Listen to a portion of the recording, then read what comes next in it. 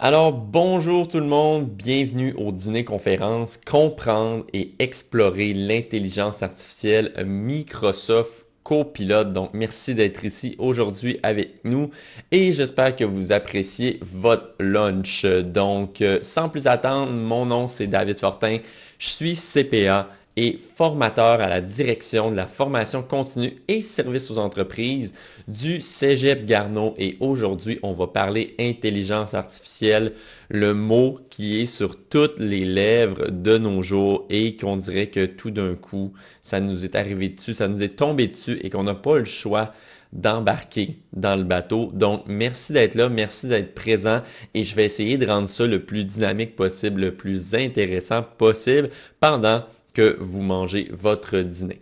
Donc voilà, allons-y. Donc petit avertissement, le bout un petit peu plate du début, juste pour vous dire que l'intelligence artificielle, ça évolue très rapidement. Donc, si jamais, on va faire des exemples durant ce dîner-là, si jamais vous obtenez des réponses, en fait, si vous posez des questions à l'intelligence artificielle, en même temps que moi, je vous confirme qu'elles vont être différentes et c'est ça la beauté de la chose. Quand on fait une présentation sur l'intelligence artificielle, c'est toujours des surprises et il y a beaucoup d'inconnus. Les résultats sont différents selon l'heure de la journée, selon les mises à jour qui ont été faites. Donc, vous allez voir, c'est souvent une partie de plaisir. Très important, les résultats générés par l'intelligence artificielle peuvent être parfois erronés. C'est même écrit à toutes les fois qu'on fait une demande à Copilot, qu'on fait une requête ou encore une invite qu'on appelle. C'est inscrit. L'intelligence artificielle peut se tromper. S'il vous plaît, utilisez votre jugement professionnel, votre jugement critique pour attester des résultats et les vérifier, bien entendu. Autre avertissement un petit peu plus long, et là je vais le lire tout au long. La formation continue et service aux entreprises du Cégep Garneau se dégage de toute responsabilité quant à l'utilisation de l'IA, en parenthèse Microsoft Copilot, dans le cadre de ce dîner-conférence. Cela inclut, mais ne se limite pas à la confidentialité des données, l'exactitude de celles-ci, ainsi que tout impact potentiel sur les opérations de votre entreprise. Nous vous recommandons fortement de consulter votre département DTI avant d'utiliser l'IA pour toute donnée concernant votre entreprise. De plus, il est important de noter que l'utilisation de l'IA doit être conforme aux politiques de confidentialité et de sécurité de l'information de votre entreprise. Voilà, donc le bout plate est fait et je voulais vous dire aujourd'hui, on se demande peut-être pourquoi on est ici. Pourquoi sommes-nous ici? Bien évidemment, c'est parce que vous voulez en savoir plus sur l'intelligence artificielle, mais j'ai cru bon de mettre ici une petite recherche Google sur les emplois. En fait, j'ai écrit expert d'invite, donc expert de requête. En anglais, ça s'appelle prompt engineer. En français, c'est pas nécessairement un ingénieur, mais plutôt quelqu'un qui va être un expert derrière les requêtes qu'on fait à l'intelligence artificielle. Et ça, c'est une photo qui a été prise le 11 juin, donc il y a 2 jours. Et je voulais seulement vous montrer que en ce moment, il y a vraiment beaucoup d'entreprises qui cherchent pour des gens qui sont des experts en intelligence artificielle. Pas juste copilote, là, intelligence artificielle. Prochaine diapositive.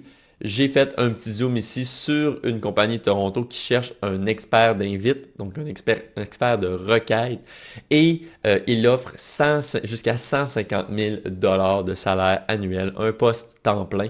Donc voilà, c'est là qu'on est. En effet, on est rendu là dans notre évolution technologique.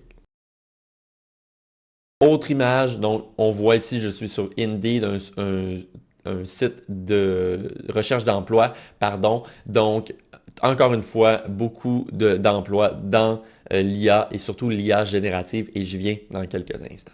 Donc, premièrement, qu'est-ce que l'intelligence artificielle? Je vais lire une définition ici qui provient de IBM. C'est un domaine informatique qui permet aux machines de simuler l'intelligence humaine pour résoudre des problèmes, effectuer des tâches, comme exemple les véhicules autonomes ou les outils d'IA générative.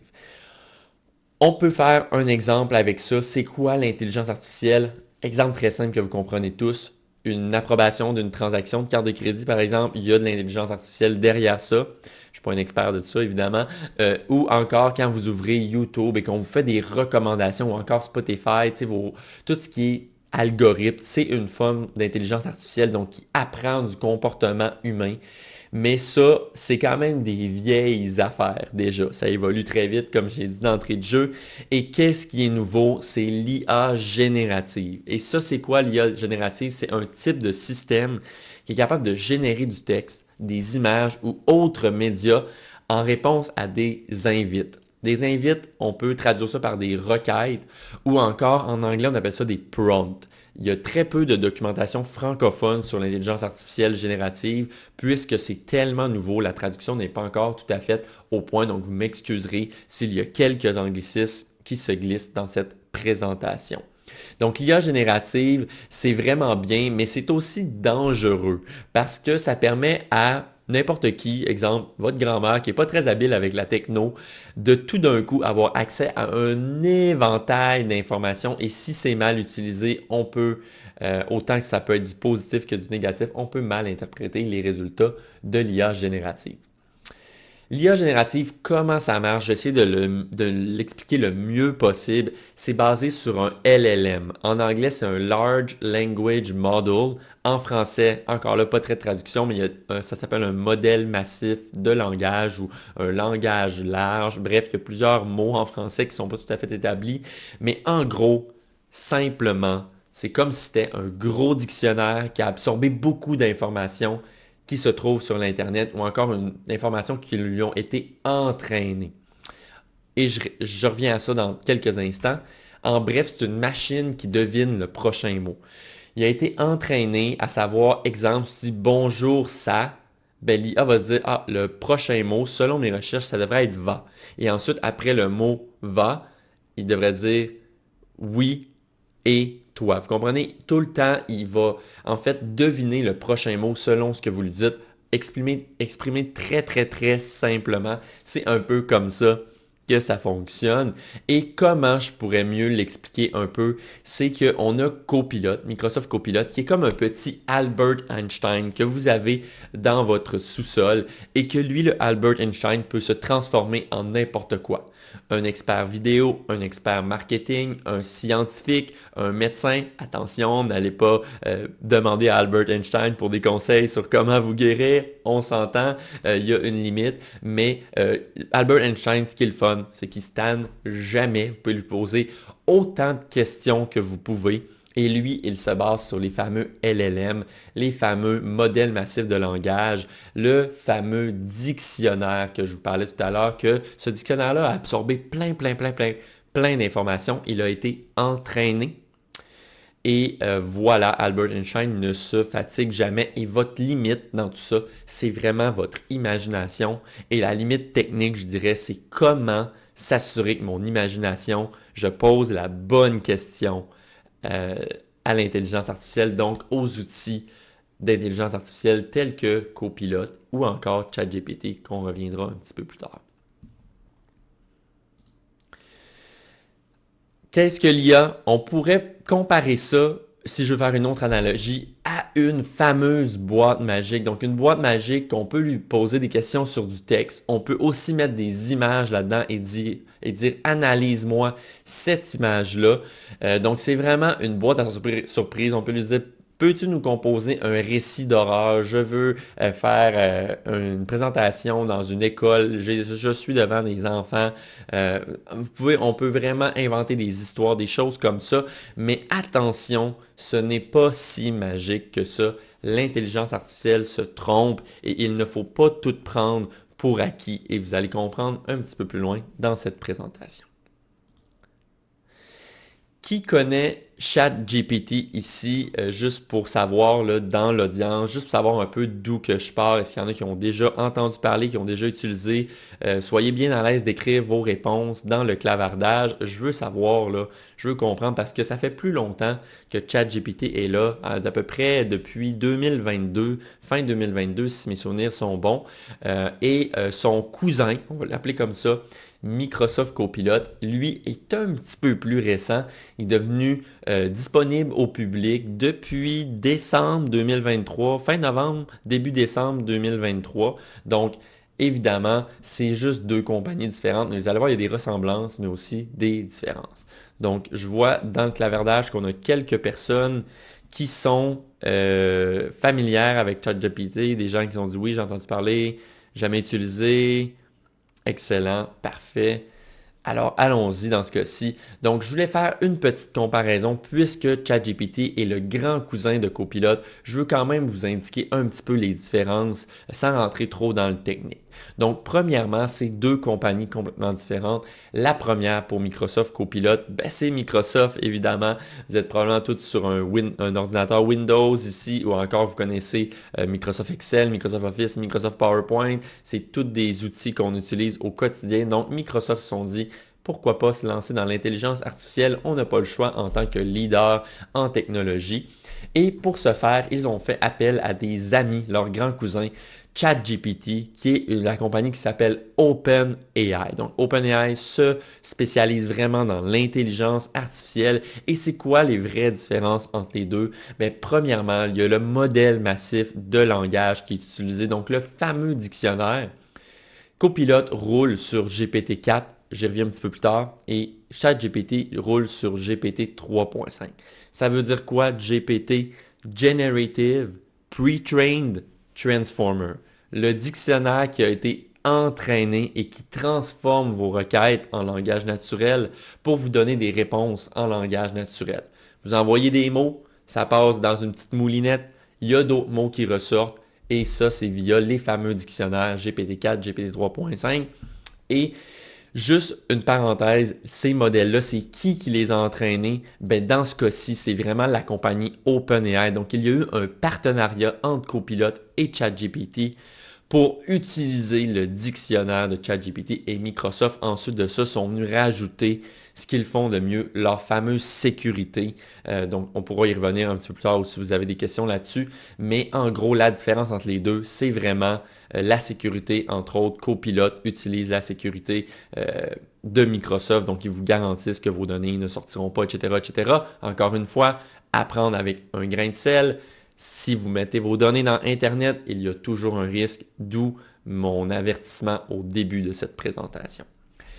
Toutefois, la plus grande différence entre les deux, je vous dirais, c'est la limite de connaissance. Si vous posez une question à ChatGPT et vous lui dites quels sont les résultats du Super Bowl 2023, il ne saura pas vous répondre parce qu'il a une limite de connaissance qui se limite pour l'instant à janvier 2022 et j'ai écrit sujet à changement parce que quand ChatGPT est sorti, c'était quelque part en 2021, donc ça évolue très rapidement, encore une fois. Tandis que Copilot, ils ont intégré leur moteur de recherche qui s'appelle Microsoft Bing, donc l'équivalent de Google, mais pour Microsoft. Et ça fait en sorte que leur logiciel Copilot est ancré sur le web. Donc, si vous lui posez la question, qui a gagné la Coupe Stanley en 2023, il va savoir vous répondre. Et c'est ça la grande différence entre les deux. Mais sachez qu'il y a un partenariat entre les deux compagnies. Et voilà, c'est très intéressant. Je veux faire une petite parenthèse sur les GPT parce que ça peut paraître compliqué, mais en gros, comme je disais, c'est le dictionnaire. Et là, je vais faire une analogie très simple. C'est quoi GPT 3.5? Je ne veux pas rentrer dans les détails, mais c'est comme si vous aviez une version 1993 du Petit Larousse, alors que quand on prend GPT-4, c'est une version plus 2024, donc plus complète, plus précise, plus de mémoire, plus rapide, etc.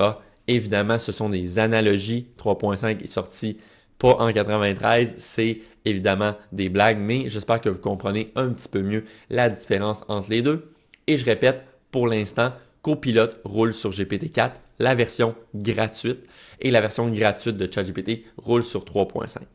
Donc, en théorie, Copilot serait un petit peu plus performant parce qu'il roule sur le dernier dictionnaire, mais dans les deux cas, les dictionnaires ont été créés par la compagnie qui détient ChatGPT, soit OpenAI. C'est compliqué Copilot, il y a plusieurs versions, il y a du monde qui sont dans Microsoft Copilot, il y a du monde qui dit « Ah oui, j'ai entendu parler de Bing Chat ». Je vais essayer de vous résumer ça. Copilot, avant, ça s'appelait Bing Chat. Microsoft ont dit « On n'aime pas ça, Bing Chat, on va appeler ça Copilot ». Et pour eux, Copilot, c'est tout ce qu'il y a de l'intelligence artificielle dans leurs produits. Ça veut dire que il y a Copilot pour Finance qui existe. Il y a Copilot pour Microsoft Dynamics qui existe. Il y a Copilot pour Services qui existe. Il y a Copilot pour beaucoup d'éléments, mais dès qu'il y a de l'intelligence artificielle, Microsoft il appelle ça Copilot. Il y a Copilot dans Excel, il y a Copilot dans Word, il y a Copilot dans PowerPoint, etc. Donc, je vais essayer de faire une petite différence ici. En gros, aujourd'hui, on va parler de Microsoft Copilot. Donc, c'est le symbole que vous voyez ici qui est un peu rose et toutes les couleurs. Donc, c'est vraiment ça, ce symbole-là. Et en théorie, vous l'avez probablement tous dans le coin inférieur droit de votre ordinateur si vous n'avez pas un Mac, évidemment.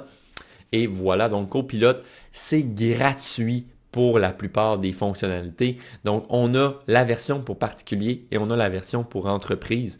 Aujourd'hui, je vais essayer de me concentrer sur la version pour particulier parce que la version pour entreprise, c'est un petit peu plus technique et je me spécialise vraiment dans celle-ci ici pour l'instant. Donc, Copilot, la version gratuite ici à gauche, elle offre les capacités fondamentales. Les capacités fondamentales, ça veut dire quoi? C'est un peu comme j'ai dit tout à l'heure, ça veut dire que vous pouvez lui poser des questions. C'est vraiment un système de clavardage. C'est comme si on parle à un robot dans un système de clavardage, mais qui comprend le langage naturel, donc le langage de l'humain et plusieurs langues, anglais, français, espagnol, etc. Donc, les capacités fondamentales, c'est vraiment la possibilité de générer des images, du texte, des récits, de lui dire « Hey, non, tu t'es trompé. Peux-tu me donner d'autres réponses? » Donc, c'est ça les capacités fondamentales. Et ça, il y a une version payante aussi de Copilot. C'est la version Pro. Et je vais essayer de vous montrer des fonctionnalités de la version Pro aujourd'hui. Mais sachez que la version gratuite répond probablement à vraiment plusieurs de vos besoins.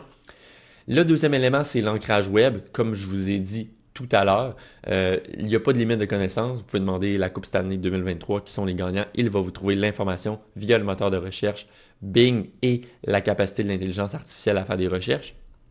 Il y a la protection des données commerciales. Je vais essayer d'y revenir tout à l'heure, mais Microsoft, en gros, ce qu'ils disent, c'est genre « Hey, vos données sont sécurisées avec nous telles qu'elles sont sécurisées quand vous faites un PowerPoint, quand vous mettez des éléments sur SharePoint. » C'est un peu ça leur garantie, mais encore une fois, moi je me dégage de toute responsabilité. Si vous n'êtes pas certain, si vous avez des données confidentielles, s'il vous plaît, l'intelligence artificielle, c'est récent, c'est très très récent devrais-je dire, c'est en constante évolution. Ne les mettez pas dans Microsoft Copilot ou dans ChatGPT. S'il vous plaît, je me dégage de toute responsabilité. Blague à part, sinon, ce que ça dit ici, quand on a la version Pro, ça dit qu'on a l'accès prioritaire au modèle. Le modèle, c'est quoi? C'est encore les fameux dictionnaires. Et quand on a la version Pro, c'est ça qui débloque qu'on peut aller dans Copilot, dans Outlook, Word, Excel, PowerPoint et OneNote. Mais ne soyez pas trop emballés. Ces fonctionnalités-là sont très, très, très embryonnaires parce qu'on se rappelle, ça sortit en décembre. Et je pourrais peut-être vous montrer. PowerPoint est intéressant, mais pour ce qui est de Word, Outlook et OneNote, c'est moins intéressant un petit peu, mais je veux quand même vous dire vraiment en toute transparence ce qu'il y en est de ça ici. Donc, ça fait un peu la différence si vous êtes, en fait, je vous dis, vous n'avez pas besoin de payer pour Copilot, c'est un peu ça mon point, mais il existe plusieurs types de licences, dont une payante et une pour entreprise et une gratuite. Récemment, Copilot ont supprimé ici le constructeur de GPT, Copilot. Donc, on pouvait se créer des genres de copilotes personnalisés. Ils ont mis la hache dans ceci cette semaine. Grande déception qui m'amène quand même à me poser des questions sur l'évolution de ce produit-là. Mais Copilot et Microsoft sont vraiment là pour rester. Ils ont investi plus de 10 milliards de dollars dans cet outil-là. Tout ce qui inclut particulier, entreprise, etc. Donc, je crois dur comme fer que c'est là pour rester, qu'on est rendu à une autre époque. Gênez-vous pas si vous avez des questions de me les poser directement dans le clavardage. Je vais essayer de répondre en même temps. Ça va me faire un grand plaisir. Donc ici, qu'est-ce qu'on voit? On voit ma présentation PowerPoint que j'étais en train de monter pour vous et je voulais juste vous montrer qu'est-ce que ça ressemble quand on a la version payante de Copilot. On a un petit bouton dans le coin supérieur droit qui apparaît dans chacune des applications d'Office 365, soit Outlook, Teams si on paye pour la version entreprise, ensuite OneNote, Word, Excel et il m'en manque toujours un, Outlook, Word, Excel, PowerPoint et OneNote. Voilà, ils sont toujours là. Donc voilà, et je crois que ce serait le temps d'arrêter de parler et de vous montrer un peu de quoi il s'agit. C'est quoi Copilote? Et voilà. Donc pour ce faire, je vais demander à Copilote de créer premièrement un plan marketing. Donc je vais y aller dans plusieurs exemples et je vous invite dans le clavardage à me donner vos exemples si vous voulez que je pose 2-3 questions à Copilote, qu'on s'amuse un peu, qu'on voit qu'est-ce qu'il a dans le ventre. Donc, gênez-vous pas pendant que je fais la première démo. Ça va me faire plaisir d'en prendre une au hasard. Ensuite de ça, je vais lui demander de rédiger un courriel professionnel. Je vais lui demander les pratiques RH courantes. Je suis quelqu'un de nouveau en RH. On veut demander les nouvelles pratiques, qu'est-ce qu'on devrait faire. Et ensuite, je vais lui demander de faire un ébauche de contrat. Je ne veux pas que vous pensiez que ça remplace votre avocat, mais ça peut commencer à faire un ébauche. Donc, on reste toujours dans la diligence avec Copilote et l'intelligence artificielle. On ne voudrait surtout pas prendre les résultats pour acquis, les prendre, les copier-coller. On veut quand même être diligent. Voilà. Pour ce faire, je vais aller sur copilote.microsoft.com. Si vous voulez m'accompagner, vous pouvez le faire en même temps que moi si vous voulez. Sinon, vous pouvez tout simplement écouter. C'est vraiment comme vous voulez. Donc, copilote.microsoft.com, c'est gratuit. Ça vous prend seulement un compte Hotmail, donc un compte Microsoft. Si vous avez une entreprise, ça se peut qu'il soit barré. Donc, vous pouvez vous connecter avec votre compte personnel. Je vous laisse gérer ça. La confidentialité, très important encore une fois. Donc, j'ouvre Copilote ici et on va commencer de la pire façon possible parce que je veux vous apprendre quelque chose ici. Je vais dire à Copilote, peux-tu me rédiger un plan marketing? Je suis dans copilote.microsoft.com. L'interface est assez simple. J'ai Copilote. Dans mon cas, j'ai la version Pro. Ça ne devrait pas faire vraiment de changement avec ce que vous avez. Et ici, j'ai vraiment l'interface. Donc, j'ai une espèce d'endroit où je peux inscrire ma requête. Donc, moi, je l'ai carrément écrit. Peux-tu me rédiger un plan marketing? J'ai plusieurs styles de conversation. J'ai le créatif, démarrer une conversation originale et imaginative. J'ai l'équilibré pour des conversations quotidiennes et informées. Donc, quand je clique ici, la couleur de Copilote change. Donc, à mesure qu'on s'habitue, on le sait que quand on est dans le bleu, c'est équilibré. Alors, on peut voir, on dit avec Copilote, sois pas trop créatif aujourd'hui, hein, s'il te plaît, relaxe un petit peu. On va y aller dans l'équilibré. Et ensuite, on aurait le précis. Donc, on va faire une recherche de faits. Toujours, tout ça est relié à Internet, évidemment. Et à droite, j'ai mes conversations récentes avec Copilote qui ne sont pas disponibles lorsqu'on a la version entreprise. Copilote ne se garde aucune trace de ce qu'on a fait. Donc, je vais y aller avec le créatif. Je vais tout simplement écrire « Peux-tu me rédiger un plan marketing? » Et je vais peser ici sur « Envoyer ». Et là, ce que je veux vous montrer, c'est que je laisse Copilote rouler.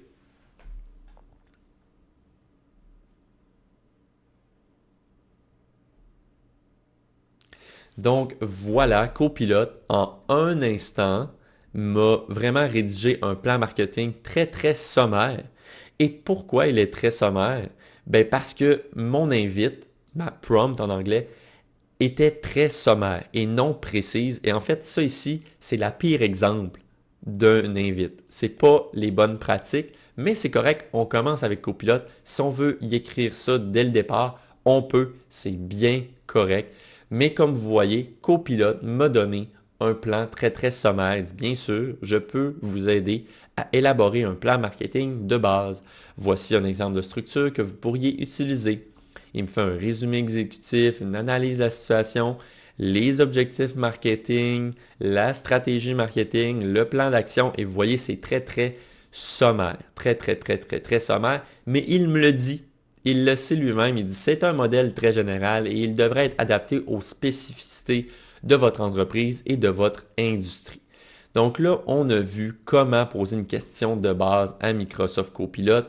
Copilote en bas m'indique d'autres éléments. Il dit quelles sont les étapes pour élaborer une stratégie de communication.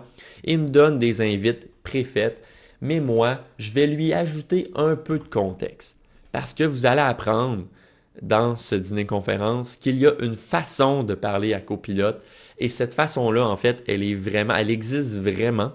Pas elle existe vraiment, mais il y a vraiment une recette, c'est ça que je veux dire. Et en fait, c'est d'ajouter du contexte, une attente, objectif et une source. Et là, je vais y aller assez sommairement, sans rentrer dans les détails de cette recette, mais je vais copier-coller une requête que j'avais déjà préparée. J'ai écrit « Merci. Considérant que je suis une entreprise œuvrant dans le domaine des jeux vidéo, peux-tu adapter le plan marketing? » Donc, je lui donne du contexte. Je dis « Hey, je suis en jeu vidéo. S'il te plaît, fais-moi une stratégie marketing par rapport à ça. » Puis j'ai écrit « J'aimerais avoir 6 étapes très détaillées et que tu adaptes le langage pour une compagnie dans le domaine du divertissement. » Donc, je fais envoyer. Et j'aimerais faire vraiment une différence, en fait, vous montrer la différence avec la réponse d'avant. Et pour ce faire, je ne vais pas nécessairement utiliser ce qui m'a fait là, mais je vais retourner dans l'exemple que j'avais préparé ici. Donc, j'avais préparé des éléments parce que je veux que ce soit plus visuel pour vous. Donc, c'est la même invite que j'avais vraiment écrite hier. Peux-tu me rédiger un plan marketing? Et voilà, vous voyez, hier, c'était une réponse un petit peu différente de ce qu'il m'a dit tout à l'heure. Et quand je lui ai ajouté du contexte, les étapes très détaillées, ce que je considère une invite qui fait beaucoup plus de sens, on lui a donné du contexte. Donc, j'ai demandé, peux-tu m'adapter ça pour les jeux vidéo? Et là, il me revient et il m'indique vraiment des éléments. Il me dit compréhension du marché des jeux vidéo. Il m'a adapté ça avec les consoles, le PC, les mobiles. Dans la stratégie de jeu, il me parle du positionnement du jeu, identifier ce qui rend vos jeux uniques, etc. Et il m'a même parlé du choix des plateformes. Je pourrais continuer, c'est très technique. Mon point ici, c'est de dire que quand on donne du contexte à Copilote, il va répondre à l'appel. L'autre exemple, c'est l'exemple en ressources humaines. Donc, je lui ai dit « Bonjour copilote, je suis un débutant en ressources humaines. Je viens d'arriver dans un nouvel emploi et on me demande d'implanter des nouvelles pratiques en matière de ressources humaines. Peux-tu me donner les 5 premiers éléments que je devrais vérifier au sein de l'entreprise? » Et là, Copilote m'a généré une réponse, encore une fois, en un temps record, plus vite que moi-même j'aurais pu penser. Et là, il m'a parti avec un brouillon. En fait, c'est toujours ça l'idée, de l'utiliser comme quelqu'un avec qui on peut faire un remue-ménage, un fameux brainstorm. Donc, je lui ai demandé 5 éléments et voilà, il m'a donné 5 éléments. Mettre en place le télétravail, sécuriser les données du personnel, lutter contre les discriminations à l'embauche, auditer les processus RH, traiter les individus avec respect et équité. Ça peut paraître vraiment simple et évident, mais on se souvient que parfois, on a le syndrome de la page blanche et Copilote nous aide à l'enrayer. Gênez-vous pas dans le clavardage si vous avez des questions sur comment ça marche ou peu importe si vous avez d'autres exemples que vous voulez que je demande à Copilote. On va peut-être être un peu serré dans le temps, mais aujourd'hui, c'est là pour ça, pour répondre à vos questions. Vous voyez de quoi ça se chauffe, est-ce que j'ai peur d'utiliser Copilote ou non? Donc ça, c'était un exemple pour les ressources humaines. J'ai fait un autre exemple à Copilote qui est en fait un exemple réel dans mon cas. Je dois bientôt commencer à faire des contrats et en fait, j'ai demandé à Copilote son aide. Comme j'ai dit d'entrée de jeu, ça ne remplacera jamais un avocat et souvent Copilote l'ajoute à sa réponse. Il dit « Hey, attention, je ne suis pas un avocat, tu devrais consulter ton avocat, c'est juste un ébauche que je t'ai fait. » Donc, quand on l'utilise de la bonne façon, ça peut nous donner un petit boost de productivité, faire les choses un peu plus rapides, mais en effet, ça ne remplace pas les professionnels comme les comptables. Donc, ne demandez pas à Copilote de faire vos impôts quand même. On est déjà en retard, c'était le 30 avril. Mais vous voyez ici, blague à part, j'ai demandé à Copilote, peux-tu m'aider à rédiger une ébauche de contrat? Je suis un créateur de contenu, blablabla. Je lui ai donné mon adresse, l'adresse de mon client qui était situé à Vancouver et son nom de l'entreprise. Puis je lui ai dit l'objet du contrat est la création de 4 vidéos. Bref, peux-tu t'assurer de couvrir toutes les clauses d'un contrat de base que je vais ensuite réviser?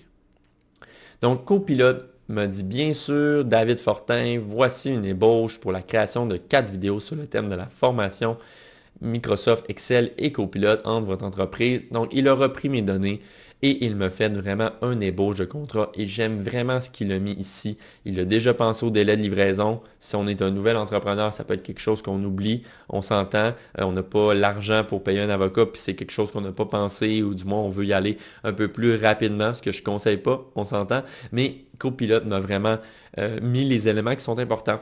Les délais de livraison, les propriétés intellectuelles, Puis, bref, c'est ça. Donc, c'était pour vous montrer les 4 exemples de ce qu'on peut faire avec Copilote. Il y en a plein, évidemment. Ça fait beaucoup de mots tout ça. Je voudrais vous présenter rapidement, et je vais enlever mon visage pour ça, je vais vous présenter rapidement ce qui est possible de faire avec Copilote Pro, donc la version payante. Donc moi, personnellement, j'ai payé et j'ai un petit bouton dans PowerPoint, comme je vous ai montré tout à l'heure, qui me permet de créer des présentations et ça va comme suit. Je vais essayer de suivre au fur et à mesure et de vous annoter la vidéo. Donc ça va comme suit. Donc voilà, j'ai ouvert le ruban Copilote en haut à droite et j'ai demandé à Copilote, peux-tu créer une présentation de 8 diapositives sur le Cégep Garneau, établissement d'enseignement au Québec? Et j'ai cliqué sur Entrée. Copilote prend un peu de temps pour réfléchir. Il me dit, j'examine les choses, nous y sommes presque. Donc, il prend un peu de temps pour réfléchir. Et là, Copilote me dit, je ne reconnais pas cette formulation comme quelque chose que je peux faire. Voici quelques exemples de méthodes que je peux vous aider. Et là, ce que j'ai fait, j'ai tout simplement cliqué sur créer une présentation sur. Donc, vous voyez à quel point Copilote est capricieux et c'est pour ça que nous devons comprendre comment parler à l'intelligence artificielle. Et là, j'ai copié-collé mon invite de tout à l'heure. J'ai dit créer une présentation sur le Cégep Garneau, établissement d'enseignement au Québec. Et là, c'est en temps réel tout ça, là. Donc, je n'ai pas pesé sur pause, c'est pas en accéléré, c'est pas en ralenti. Il va prendre quelques secondes pour me créer une présentation. Donc ça, c'est la version pro de Copilote. Et je veux tout simplement vous dire que ce n'est pas parfait. Il y a des moments encore qu'il y a beaucoup de bugs. On est au début. Mais quand même, on peut voir que ça nous crée un brouillon assez rapide. Et boum, Copilote, je lui ai demandé de faire une présentation sur le Cégep Garneau. Il est allé fouiller sur Internet. Il me dit présentation du Cégep Garneau. Encore une fois, il faudrait vérifier les faits.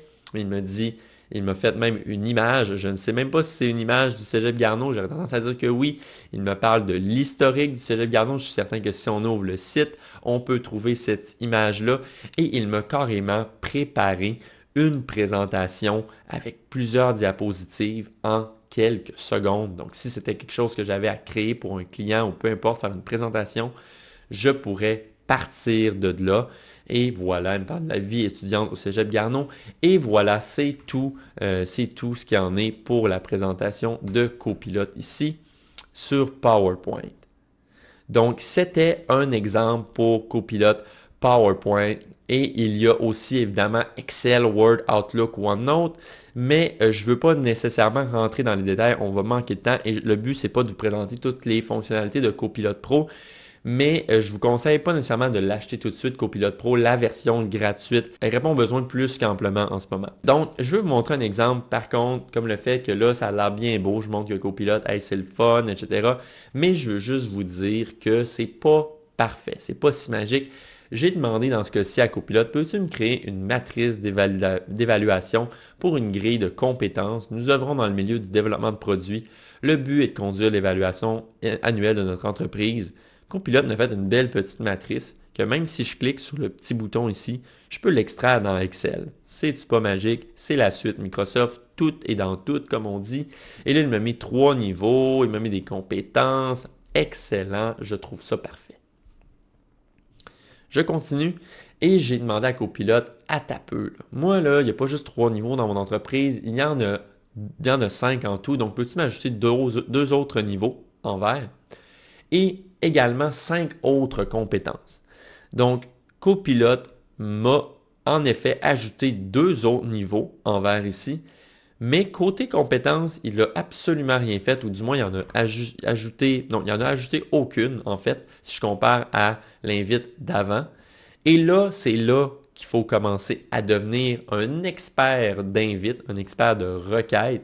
Et c'est ça qui est important. Il ne faut pas abandonner au premier regard. Ce n'est pas parfait. Je disais que c'était une boîte magique, mais ce n'est pas si magique que ça.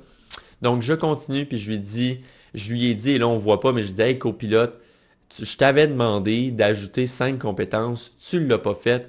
Puis là, il dit, oh, excuse-moi. Voici la matrice d'évaluation des compétences en développement de produits avec 5 autres compétences. Et là, vous voyez ce qu'il m'a ajouté en bas, en rouge? il m'a ajouté la compétence 6, 7, 8 et là, l'image est coupée, il m'en avait ajouté 10.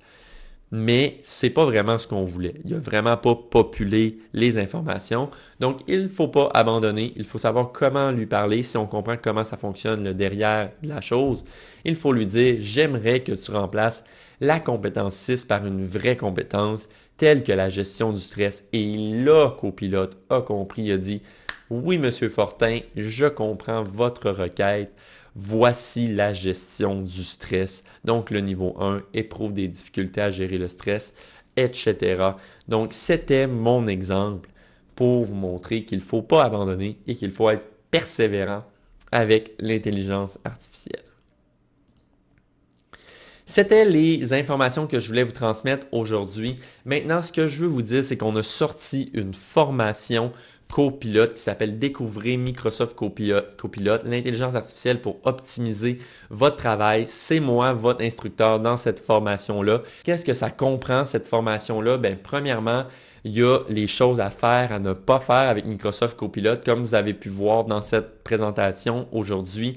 La façon de lui poser des questions, ça joue pour tout.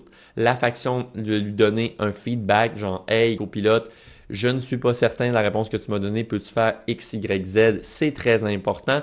Et il y a plusieurs informations ou plusieurs, en fait, instructions à suivre. Donc, c'est des choses que vous allez apprendre dans cette formation-là. Le contenu de la formation, plus précisément, c'est quoi? Ben, qu'est-ce que Microsoft Copilot? Comment l'installer, les trucs et astuces pour en profiter pleinement. La première chose, c'est qu'on n'y pense pas. Je suis certain qu'il y a plein d'entre vous ici qui savaient c'était quoi, mais ils se disaient comment je fais pour avoir le réflexe. Ben, c'est des choses qu'on vous apprend dans la formation. Il y a des petits quiz aussi pour tester vos connaissances. Ensuite de ça, je vous ai parlé brièvement d'une formule parfaite pour les requêtes. Parfaite, c'est un grand mot, mais il y a une façon de parler à copilote. Il faut être poli, il faut nommer nos objectifs, notre contexte, nos attentes, nos sources. Et ensuite de ça, comme je vous ai montré tout à l'heure, les choses à faire, à ne pas faire. Et il y a d'autres éléments, évidemment, dans l'école des requêtes, comment formuler les requêtes. On va passer à travers plusieurs exemples, un peu comme on vient de faire. Vous voyez, la limite, c'est votre imagination. On a fait 4 exemples ensemble aujourd'hui, ou plutôt 5 exemples, mais il y en a une multitude possible qui sont possibles de vous aider dans votre quotidien et évidemment améliorer votre productivité. Vous voyez comment j'ai fait rapidement tantôt un plan marketing. J'en reviens toujours pas. Puis j'ai peut-être fait plus de 500 requêtes dans les 6 derniers mois. Bref, c'est ça la vie. Ensuite de ça, il y a les fonctionnalités gratuites avec Copilot. On n'a pas parlé de Copilot dans Microsoft Edge, le furteur Internet de Microsoft. Donc, il y a plein de fonctionnalités gratuites, comment générer une image, comment faire le sommaire d'une vidéo, le sommaire d'un PDF aussi, très important. La fonctionnalité vocale sur votre téléphone cellulaire aussi, qui est vraiment intéressante pour la prise de notes. Et tout ce qui est là-dedans, tout ce que vous voyez là, c'est gratuit. Vous n'avez pas besoin de payer le logiciel Copilot. Par contre, la dernière section de la formation qui fait le tour un peu de Copilot dans les applications Microsoft 365. Donc, comme je vous ai montré, PowerPoint, on aborde brièvement Teams dans la formation. Excel, Word, Outlook, OneNote, on fait un survol dans la formation de ce qui est possible de faire avec ça. C'est en développement. J'ai parlé personnellement aux personnes du produit, donc Copilot dans Excel il y a quelques semaines, il y a 2-3 semaines, et ils me demandaient carrément une rétroaction sur Copilot dans Excel. J'ai apprécié l'expérience. Ils m'ont parlé un peu de qu'est-ce qui s'en venait, aussi de c'est quoi un peu leur qu'est-ce qui se souciait par rapport à leurs produits. Donc, il y a vraiment des belles choses qui s'en viennent pour ça, je pense. C'est vraiment au stade embryonnaire en ce moment, mais je pense que ça vaut la peine d'y jeter un œil et de s'y familiariser, ne serait-ce que si ce n'est pas avec Copilot, avec ChatGPT, qui est le plus grand rival, je dirais en ce moment, les deux compagnies qui sont vraiment présentes. Donc voilà, ça fait un peu le tour du contenu de la formation. Les objectifs, je vais les passer rapidement. Donc, avoir une compréhension de base de qu'est-ce qu'est l'intelligence artificielle, comprendre c'est quoi Microsoft Copilot puis comment ça fonctionne. Développer des aptitudes pour créer des requêtes, pour avoir des meilleurs résultats, comme vous avez vu tantôt. Peux-tu me créer un plan marketing? Ça ne veut rien dire pour Copilot. Ensuite de ça, comprendre les limites de Microsoft Copilot, c'est important, c'est pas à toutes les sauces. Analyser comment Copilot peut être utile dans les applications Microsoft 365. Puis à la fin du cours, vous allez comprendre les cas pratiques de Microsoft Copilot, puis améliorer l'efficacité de vos méthodes de travail. Alors, merci beaucoup, merci d'avoir assisté, c'est bien gentil. Je m'appelle David Fortin, je suis à la formation continue et service aux entreprises du Cégep Garneau et ce fut un réel plaisir de vous présenter les rouages de Microsoft Copilot dans ce dîner conférence et on se dit à la prochaine.